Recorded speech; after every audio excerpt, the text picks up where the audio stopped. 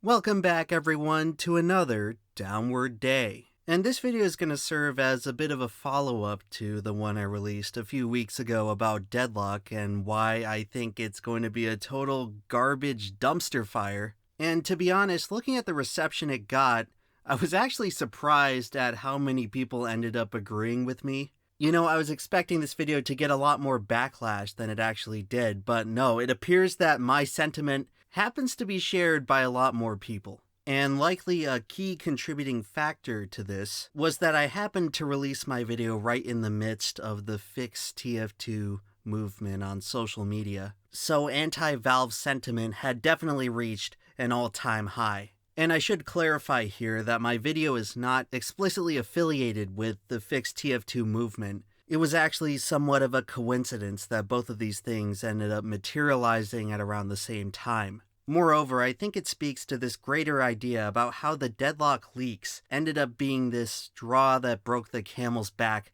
situation, where it seems like for a lot of people like myself who are fans of the old Valve lineage of titles and games like Team Fortress 2, the revelation that this was the shiny new toy soaking up all of Valve's attention and taking their attention away from all these older legacy titles that everyone loves, it really tipped the scales in a lot of people's minds as something to finally make them stand up and say enough is enough. This new game ended up really being a lot of people's enough is enough moment for Valve. And there's going to be a lot of people out there who will listen to that and say that people like us are being unfair and unnecessarily harsh and biased. And to that I have to say, you know what?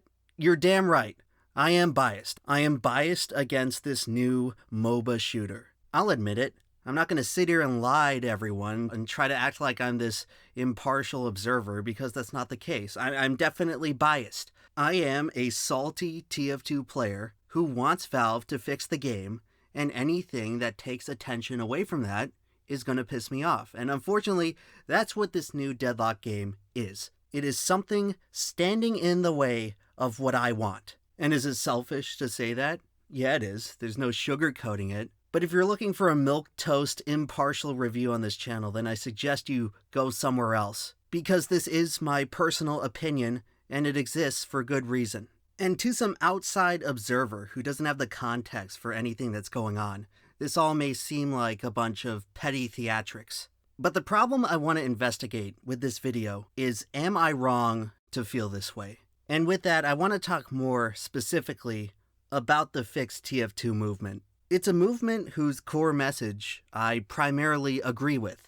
And while I am not explicitly affiliated with the movement itself, I do heavily share the sentiment with what it has to say. What it has to say about the state of the game and the negligence of Valve. Because when you look at the state of Team Fortress 2 public servers, it is absolutely fair to be indignant about it.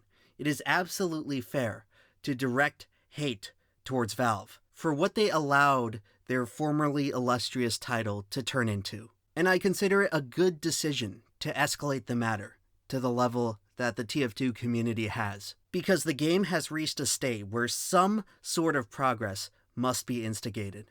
And making Valve commit to either actually supporting the game that they take millions of dollars in profits annually from, or discontinuing their involvement entirely and handing it over to the community. As far as I'm concerned, the game cannot persist in this weird limbo state where Valve pops their head in occasionally to sell us crates and keys, but otherwise turn a blind eye to this putrid infestation of bots that makes the base game unplayable. There needs to be changes made so that this game doesn't die with the current generation of players. But with all that being said, there are plenty of people out there who share the opposite sentiment.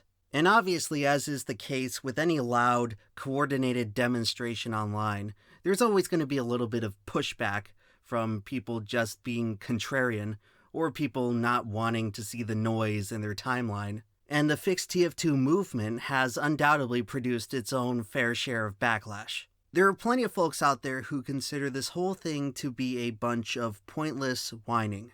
And a lot of people have used this backlash to talk about how TF2 fans and the TF2 community are annoying and entitled. And at face value, I can sort of understand how some people think this way, where when you consider the situation in a vacuum, it could seem bizarre that a bunch of angry gamers are rallying together to try to revive this 17-year-old title. So when confronted with this information, a lot of people's first reaction is to just look at TF2 players and tell them to quit and go play something else. Or better yet, tell them that Deadlock is the new TF2 and that they should go play that instead. And if this sentiment wasn't so common, I would think that people are literally trolling, but sadly, this is not a joke.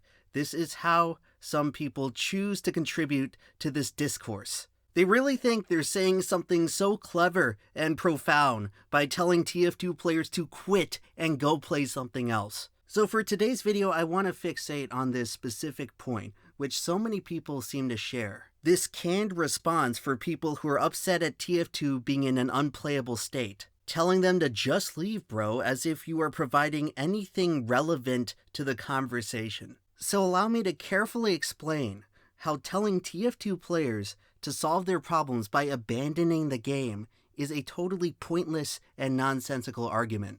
I've been trying to rack my brain as to how anyone could possibly consider this to be a legitimate rebuttal, and I've since come to realize that this just has to be the result of people being massively mistaken in a combination of three different areas. So first and foremost is misunderstanding why TF2 players are actually complaining in the first place. For some reason, there's this huge misconception among the critics of the Fix TF2 movement that the TF2 community is staging this whole protest because they're angry about a lack of content in the game. Like this whole petition with hundreds of thousands of signatures is because people want Valve to add new weapons or something. Or that TF2 players are somehow upset that the game doesn't have mainstream attention. And maybe this all goes back to our national literacy crisis that I touched on a few videos ago. But the people who believe this have outed themselves as having a sub-first grade reading level. As in, they're unable to do the bare minimum of effort to actually understand what the hell is going on and what they're even talking about. And if any of you folks happen to be listening to this right now, let's set the record straight in a way that a first grader could understand. Team Fortress 2 is currently infested with a massive wave of bots that insta-kill you as soon as you leave the spawn room, making the game unplayable on Valve public servers.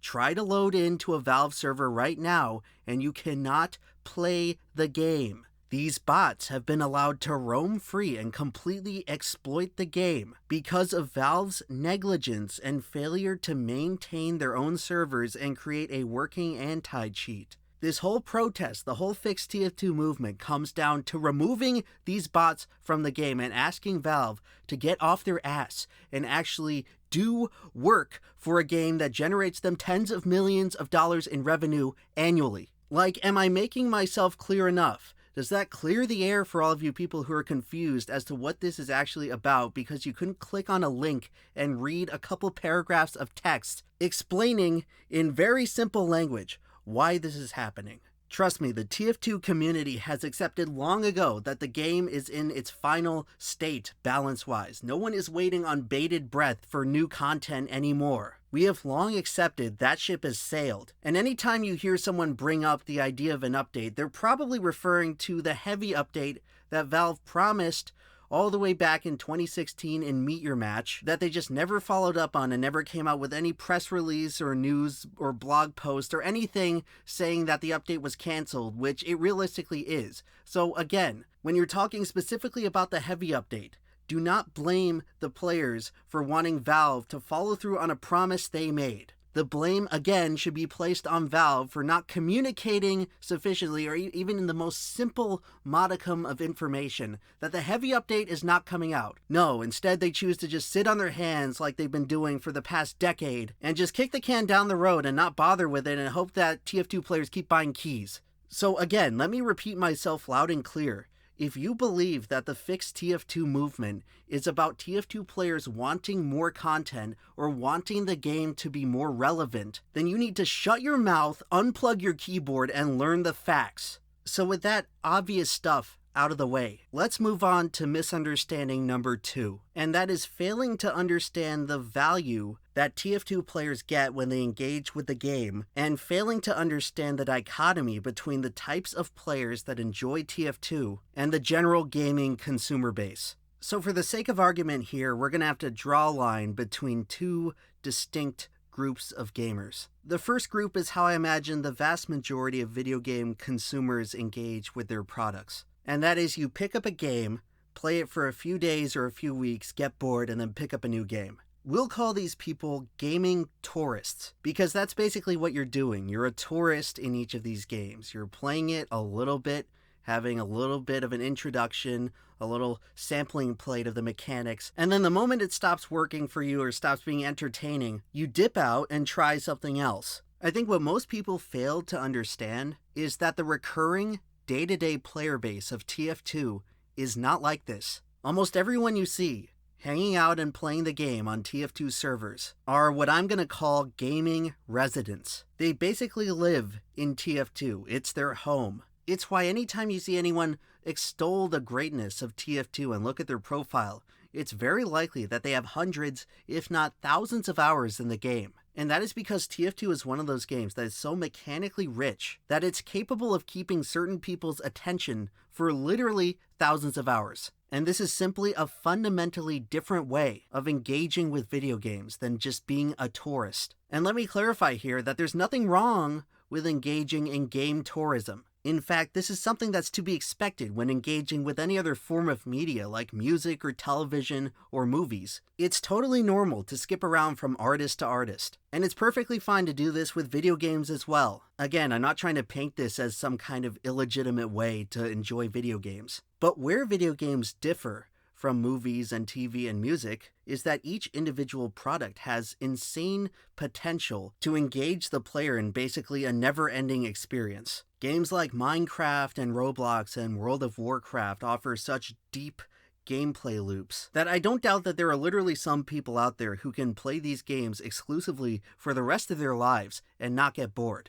There are millions of players out there who could be classified as residents of Minecraft. They almost exclusively play Minecraft. And this type of player, gaming residents, happen to make up the bulk majority of TF2's concurrent player base at any given time. There are people who just pick up the game and they don't play any other games. And that's how I was for a long time, so I certainly relate to how this is. I'm personally someone who takes great satisfaction in truly exploring the depth of a game's mechanics. So I pick up certain games and I just play them for a really long time, and I don't really want to play anything else. So with that being said, are you going to sit there and tell me that I'm enjoying games wrong? That this way of engaging with video games as artistic products is somehow invalid? And again, I'm not trying to invalidate the alternative. If you enjoy playing 100 different games in a year, if you enjoy being a tourist, that's perfectly fine. I'm not going to fault you or call you dumb for doing that. All I'm asking is that the same understanding can be granted to the other side. Players who consider one individual game to be their home. You must acknowledge that these people exist and that it's a perfectly reasonable way to enjoy video games. And so now that I've hopefully painted this clear distinction between the two different spheres of gaming in how people actually engage with the product, do you sort of understand how telling the average TF2 player to just leave and go try something else doesn't really make a whole lot of sense? You'd think that someone who spends thousands of hours in a game probably likes it, probably considers it to be one of, if not the favorite game in their library, and that in engaging with one individual game for so long, that they have probably found their ideal gaming environment. And you're going to sit there and tell them to just leave when their favorite game of all time, the one they sunk thousands of hours into, gets disrupted by some external force that has nothing to do with the actual design of the game. And again, there are plenty of valid reasons to leave a game, and usually when they happen, people don't need to be told to do so. You could just lose interest, the game gets boring, or the publisher completely messes up balancing with some godforsaken patch that just throws everything out of whack. Or they can introduce predatory monetization models. Or the flat-out design of the game could just go downhill to where it doesn't resemble what you picked up in the first place. None of these things apply to TF2. Trust me, anyone who gets bored with TF2, they leave probably before hour 10. They definitely don't stick around into hour 3000, which is what the bulk of TF2's player base has under their belts. It's almost like maybe TF2 players enjoy TF2 and they want to keep playing it. And then all of a sudden, some extremely disruptive force has come around and is ruining that experience. But yeah, just leave and go play another game.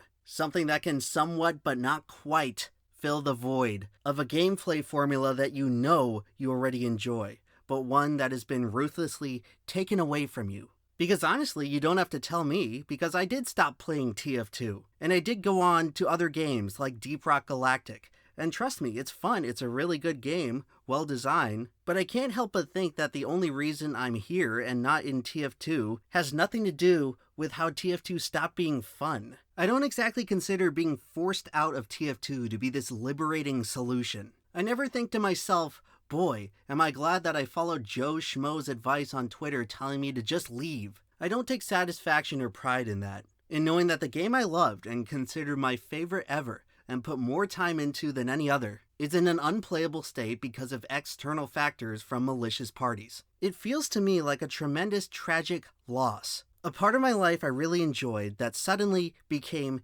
inaccessible. And obviously, duh, you try to go play other stuff, but it's not the same. You're always comparing it to the richness that you once experienced in the ideal version of a game that once existed. And for the types of gamers and the tourist mentality, it's easy to just jettison any old game and then pick up another one.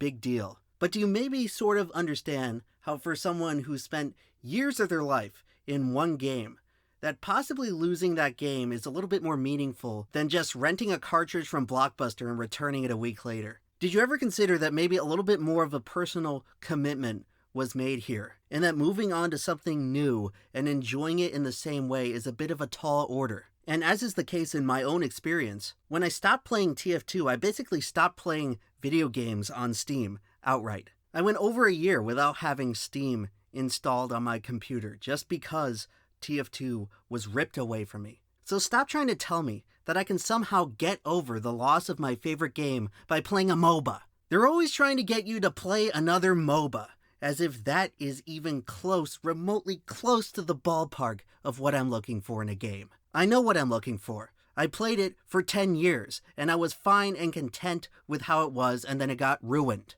Could someone explain to me how exactly it's entitled to request that a game runs as advertised? Because that's pretty much all TF2 players are asking for. Is that really so unreasonable? Does it really annoy you that people are asking for this very simple request? For the experience to match up with the one people know is true in their heads. Like, are you seriously going to call people annoying for asking for that? Why? Because the game is old?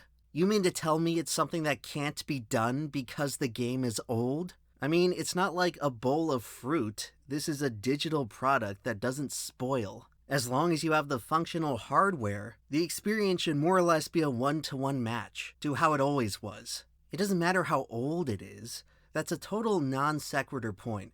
And I think this is the part where so many people get hung up on the most. And this brings me to reason number 3, why people are fundamentally mistaken. And that's that a lot of people haven't caught up to the responsibilities of modern game developers and their relationship with the customer. People look at the TF2 situation, and because it's sort of an old game, they apply old standards to how this is supposed to work out, as if the video game industry isn't totally different today in how it fundamentally functions as a business. So when it comes to the relationship between video game publishers and consumers, there's an unspoken social contract of sorts, where since you're engaging with a digital product that doesn't spoil, at least in explicit terms, that when you purchase that product, you are free to enjoy it in perpetuity. For instance, someone who bought Guitar Hero for the Wii, they can expect to dig that disc out of their closet, put it back in their Wii, and enjoy more or less the same experience they remembered. And aside from obvious hardware defects, the core game, in theory, should be a one-to-one recreation. The game itself will not have mutated over time into something unplayable and unrecognizable. This is the underlying and unspoken agreement that a customer and a corporation engage with when a transaction is made. And back during the time when video games were sold as individual products, this whole idea was a lot more simple to understand. You'd pay for the game upfront, be given a physical copy in your possession, and once you stuck the game in your console, the experience you got was the experience you had and the one you owned forever. There was no patches, no DLC, no digital copies, no season pass, battle pass, whatever. The product you own would remain in its state for as long as you bothered to engage with it, with the only extenuating factor being the physical mechanical lifespan of your hardware or the integrity of the disc or cartridge. And that was what video games were for primarily the first 40 years of their existence. But very quickly, the business model, the underlying way in which game studios made their money was completely overhauled over the last 15 years to where when you look at how video games are actually created today, it is completely different and operating under a completely different set of standards, where the object that video game developers are selling has largely shifted from a product to a service. As much as people have been dragged kicking and screaming into this new nightmarish capitalist reality, this is the nature of what games are now. And as much as you don't like it, and as much as many people wish they could return to the old days when things are more simple, you have to face the facts that this is what most AAA games are now. People now pay for the games. They produce the revenue to get these games made in a totally different way than they used to. And with that comes a totally different set of expectations for what exactly game studios are supposed to provide. And the underlying social contract between the publishers and the consumers has changed as well. Because if you're going to sell me now this idea of a game being a service, you as a developer kind of have to stand by that and actually service the game. People like to point to the release date of Team Fortress 2 and see everything that came out around it back when the video game industry still sold most of their games as products, and they assume that TF2 should be pigeonholed into that same format. That is certainly not what it would wind up becoming, because for the vast majority of TF2's lifespan thus far, the game has unequivocally been treated as a service. Stop me if you've heard this one before. A free-to-play game with loot boxes and in-game economy and microtransactions with skins and cosmetics, continually receiving new updates and balance changes long after its initial release. Sheesh, it sure sounds like I'm describing pretty much every modern game today. But take a wild guess at which game served as the guinea pig to prove that these revenue methods were actually viable and successful for the gaming industry. People like to call TF2 the last boomer shooter, but it can far more accurately be described as the first live service game. So yes, it is an old title, and it came out alongside a bunch of other stuff that we associate with different standards and different expectations as to how we engage with them as a consumer. But there's no getting around it. TF2 just got under the door of the other side, the present day format of the video game industry where everything is a service. And just because its actual release date was so long ago doesn't change that fact. TF2 has operated and has earned the bulk majority of its revenue for Valve as a live service game. So I don't want to hear how TF2 deserves to be hung out to dry just because it's old. When the nature of the game is a service, I damn well expect that the service is maintained and held to a level of consistent quality. Like, imagine going to an AT&T customer complaining that their cell service is down and saying to them, well, why are you whining about a 100-year-old company? Do you have any idea how nonsensical that sounds? But this is what people are doing right now with TF2, saying that people should just abandon it because it's old. Oh, how convenient it would be for developers to just set it and forget it like they could in the old days. I find it so offensive that Valve wants to adhere to this double standard, where in terms of their developer labor, they still want to treat all their games like their products, despite the fact that all of their salaries are being propped up from the record-setting revenue of converting all these titles into services, and yet they don't want to put in the bare minimum effort to maintain them. If you wanted to just sit on your ass and not have to upkeep older titles, Here's an idea. Maybe you should have just kept them as finished products to begin with. But no, as Valve, we can simultaneously create this revenue design philosophy that utterly ruined the video game industry, while still patting ourselves on the back and going on and on about how much integrity we have in the quality of our games. It's such an amazing, whimsical thought in your head to have until you actually play them, and realize that so many of Valve's most famous titles at this point are completely neglected to the point where it's not even worth playing them, because the gameplay experience has been turned into garbage. And I love how Valve just tries to hand-wave this idea of putting in actual maintenance to their live service games by writing it off as treadmill work. Oh no, you see, we can't use our billions of dollars of resources and some of the most talented game developers in the world to combat these basement-dwelling bot hosters, because that would just create this perpetual cycle of work for us. And you know, we don't want that. We don't want to make our workers that we pay hundreds of thousands of dollars a year in salary to actually do work. Geez, it sure seems like Valve is content with having their player bases perpetually generate them revenue and perpetually play their live service games. But when it comes to perpetually having to maintain these infinite money machines, all of a sudden that's too much to ask for. Because I'll tell you what, when it comes to what the revenue of live service games have mutated into today, derived primarily from Valve's original philosophy that they implemented in Team Fortress 2. You look at stuff like exclusive timed skins and battle passes that basically require the time commitment of a full-time job to actually unlock everything in. It definitely feels like the gaming industry has been content with putting the consumer on a treadmill. But when you ask those very same expectations out of the developers responsible for all this, all of a sudden it's too much. You just can't handle it. It's just too much work to update VAC and blacklist obvious spin bots who kill players instantaneously from across the map. Something that community server plugins have long since figured out how to do. It's just too much work for Valve, the company that actually collects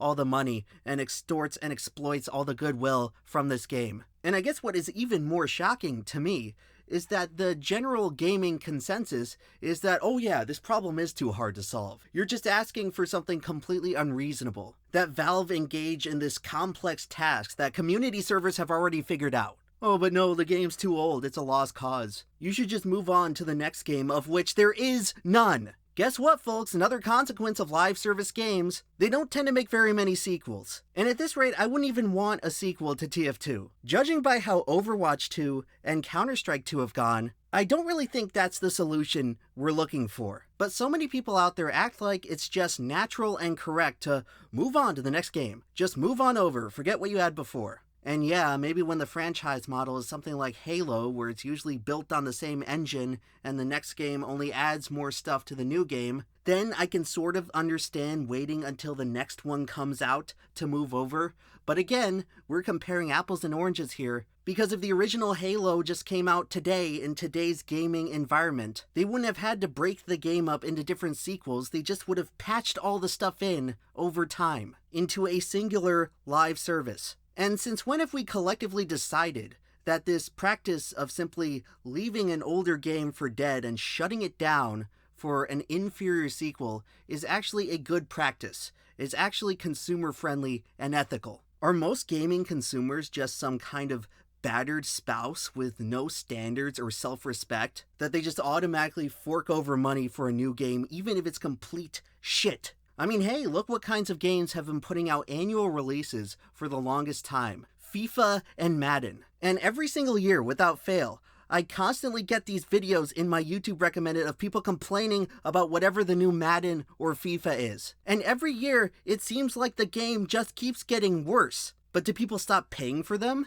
No. Do all these annual episodes of complaining actually amount to any real sacrifice or action by the consumer base? Oh no. They just keep going back to buying the next one and paying for microtransactions and loot boxes and the My Ultimate Team or whatever the hell jacked up game mechanics these people have put into these once great franchises. And last time I checked, all these games are still making record profits. And you have to wonder that maybe if the FIFA player base and the Madden player base put up a little bit more of a stink rather than just routine lip service at how the new game sucks and it's the worst ever. Maybe if you guys actually showed some solidarity like the Fix TF2 movement, that you wouldn't have to be used as EA's annual doormat. And for all you consumers out there who enjoy these live service games, you don't have to like TF2, you don't even have to like the fans, but you should probably be paying close attention to what exactly happens with this whole little movement here. Because if you happen to be a fan of one of these free-to-play microtransaction games, I've got news for you. You are looking into the future. What, you think your little competitive MOBA shooter with a battle pass is not going to meet the same fate as TF2? You don't think the developer is just going to wake up one day and start sitting back and collecting all the money while not putting in the bare minimum effort of keeping the game functional? I consider Fix TF2 to be very much in your interest, because the present day situation of TF2 is going to be the future of your game. And you're already starting to see it happen with stuff like Counter-Strike, a property that makes Valve 100 times the amount of revenue that TF2 does. Because the thing to understand about TF2, this old game, is that it's one step ahead of everything else that followed it. TF2 set the precedent for the modern gaming revenue model. And now, with this whole Fix TF2 movement, and the state that the game is in now, you better believe that they're still setting precedents. And while we can't go back and prevent the live service cancer from infesting the video game industry, we can take action now to send a message to developers that if they're going to convert their games into these shitty perpetual services, the least they can do is maintain those services. So I hope through all this you've come to an understanding of why TF2 players aren't quite ready to let their game go just yet. So originally the video was supposed to end here, but as we were editing it, there has been an interesting development regarding the Fix TF2 movement, and that's that, to many people's surprise, Valve actually did something. And this wasn't like that lip service response they gave back in 2022. No, this was real, tangible action. So as of around the 27th of June, I believe, there was a massive ban wave in Team Fortress 2, where it appears that the vast majority of bots have been removed from the game. And there have also been reports of certain malicious actors and bot hosters getting their Steam accounts limited, with the ban reports specifically citing interfering with the gameplay prosperity of Team Fortress 2. And again, while this is no means a permanent solution, it's definitely a step in the right direction, and it should be viewed as a victory for the movement. And once again, it just goes to show that people may get annoyed by complaining, but no one wants to admit that complaining is damn effective. And trust me, that's something I personally have a lot of experience with. You'd think I get tired of being proven right so often, but you know what? It never really gets old. So let this serve as a reminder for all the doomers out there, all the people who think that TF2 should have just been abandoned and the community should have just given up. Sometimes a little bit of activism goes a long way. And I understand that when this whole thing started, there was probably a fair chance that Valve would have just done nothing. But as you can see by what happened, making a big shitstorm sure as hell raised the odds that something would happen. And in this case, it did. Now, whether or not Valve is just going to go back into their den for 2 more years of radio silence, that's their own choice. But the stakes have been made clear. If they thought this whole TF2 situation is bad, I cannot wait to see the magnitude of the problem on Valve's doorstep when the CSGO and Dota 2 community get just as fed up. And I think Valve may have seen into the future and looked at the writing on the wall as well. And all of a sudden how the tables have turned. Suddenly all that treadmill work doesn't look so unappealing now. And I think the folks at Valve have figured out pretty quickly that even if for whatever reason they're unable to fix this massive cheating problem in their multiplayer games, they had better damn well try. Hi, I want to play TF2. I refuse. What?